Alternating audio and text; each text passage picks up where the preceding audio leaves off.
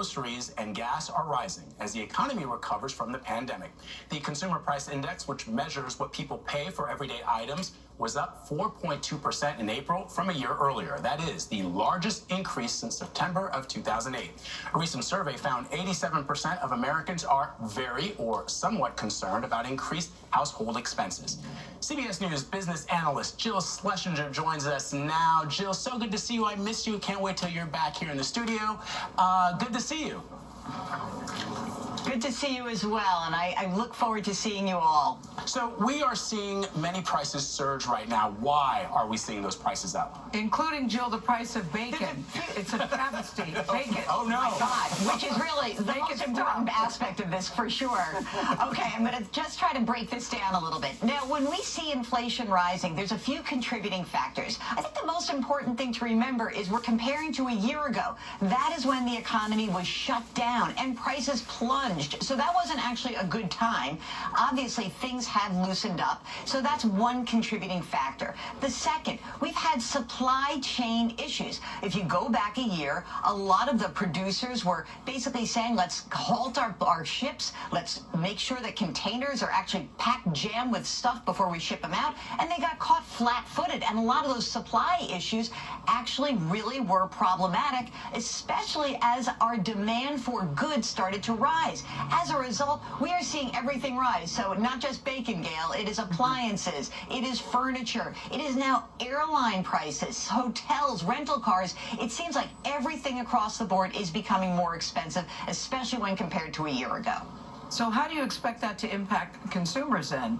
You know, we're just starting to take baby steps out there, and now everything is more expensive. That's not good.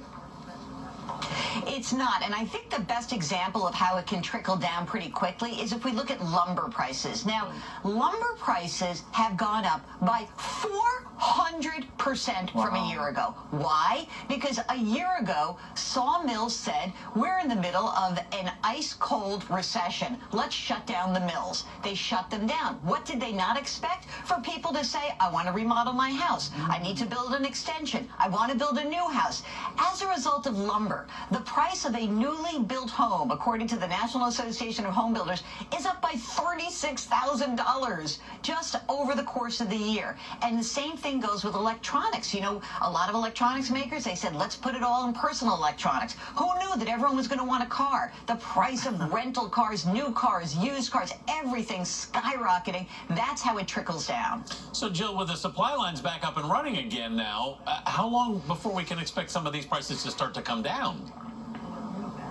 Well, I mean, I think we're going to have a few months here where things are going to be very difficult in terms of prices. And what we're looking to see is, you're right, the supply issues have to get resolved. And I think that maybe even if you just look at the pipeline issue, this thing was shut down for a week. We know prices are going to re-regulate. But the problem is it takes a while. You know, essentially, one economist said to me, it's easier to freeze an economy than to defrost an economy. And if you look at just gas prices themselves, gas prices before the pipeline up almost 50% from a year ago. So things are going to see, you're going to see higher prices for the next few months. And I think things should settle down by the end of the year. But we are watching this. This is the most important thing on the economist's mind right now. So, Joe, consumers are very nervous right now. They may drive prices up even higher. What would be the long-term impact of that?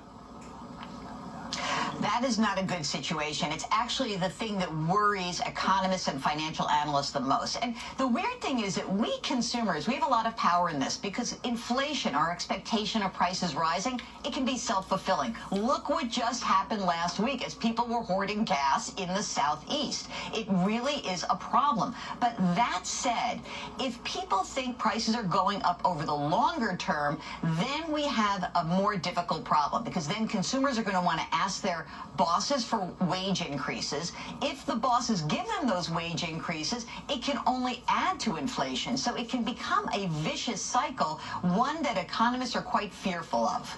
All right, Jill, thank you very much. You look like a spring garden today. Good luck. Thanks a lot. Thank you. A bouquet.